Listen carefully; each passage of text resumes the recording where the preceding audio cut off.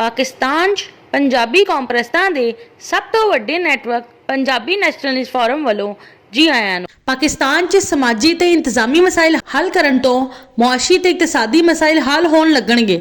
ਕੀ ਆਵਾਮ ਦੇ ਸਮਾਜੀ ਇਖਤਲਾਫਾਤ ਖਤਮ ਕੀਤੇ ਬਗੈਰ ਮੁਲਕ ਦੇ ਇੰਤਜ਼ਾਮੀ ਮਾਮਲਾਤ ਦਰੁਸਤ ਕੀਤੇ ਜਾ ਸਕਦੇ ਨੇ?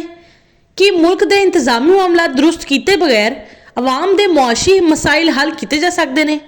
कि आवाम दे मुआशी मसाइल हल किए बगैर मुल्क दे इकतसादी मामलात दुरुस्त किए जा सकते हैं? कि आवाम दे मुआशी ते मुल्क दे इकतसादी मामलात दुरुस्त किए बगैर आवाम ते मुल्क तरक्की कर सकते हैं?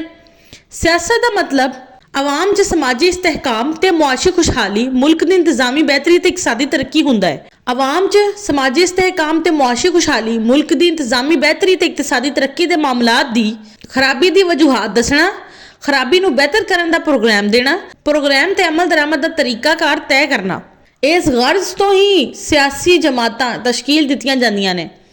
इसलिए आवाम दे समाजी ते मुआशी, मुल्क दे इंतजामी ते इकतसादी मामलात दे मसाइल दी वजूहात ते इन्हां मसाइलां दे हल दी आगाही होनी चाहिदी है।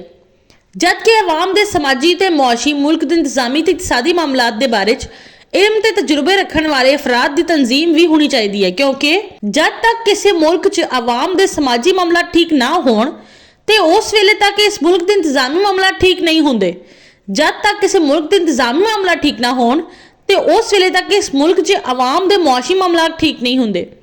जब तक किसी मुल्क के आवाम दे मुआशी मामला ठीक ना होण ते उस वेले तक इस मुल्क के इकतसादी मामलात भी ठीक नहीं होंदे।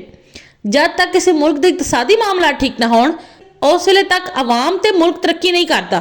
पाकिस्तान च समाजी मसला हल करने के लिए जरूरी है कि पाकिस्तान च 60% आबादी पंजाबियों की होने की वजह तो पाकिस्तान की कौमी जुबान उर्दू के बजाय पंजाबी कर दी जाए।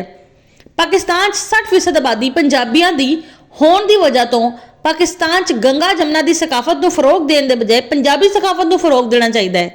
पाकिस्तान च इंतजामी मसला हल करने के लिए जरूरी है कि पाकिस्तान 60% आबादी पंजाबियों की होने की वजह तो पाकिस्तान का वजीर आजम ते सदर पंजाबी नूं बनाया जाए। पाकिस्तान की वफाकी काबीना के 60% अराकीन पंजाबी, 25% अराकीन समाट, बरहावी, गिलगिती, बल्तिस्तानी, कोहिस्तानी, चित्राली, सवाती, गुजराती, राजस्थानी ते 15% अराकीन पठान, बलोच, हिंदुस्तानी मुहाजिर होण। पाकिस्तान च 60% आबादी पंजाबियों की होने की वजह तो पाकिस्तान की सिविल सर्विसिज ते मिलिटरी सर्विसिज च पंजाबियों का कोटा 50% के बजाय 60% किया जाए, जबकि 25% कोटा समाट, बरावी, गिलगिती, बल्तिस्तानी, कोहिस्तानी, चित्राली, सवाती, गुजराती, राजस्थानी नूं दिता जाए ते 15% कोटा पठाना, बलोचा, हिंदुस्तानी मुहाजिरां नूं दिता जाए।